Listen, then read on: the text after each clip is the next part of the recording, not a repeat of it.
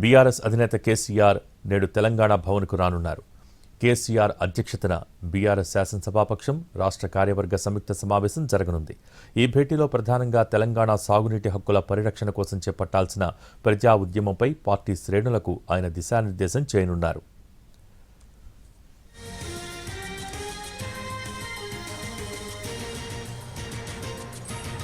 నదీ జలాల విషయంలో కాంగ్రెస్ ప్రభుత్వం నిర్లక్ష్యం చేస్తోందని కేసీఆర్ సమరశంఖం పూరిస్తారని పార్టీ వర్గాలు చెబుతున్నాయి. కృష్ణా, గోదావరి జలాలపై కాంగ్రెస్ ప్రభుత్వం నిర్లక్ష్య వైఖరి అవలంబిస్తోందని బీఆర్ఎస్ ఆరోపిస్తోంది. పాలమూరు, రంగారెడ్డి ప్రాజెక్టులో 45 టీఎంసీలకే కాంగ్రెస్ ప్రభుత్వం ఒప్పుకుంటోందని బీఆర్ఎస్ మండిపడుతోంది.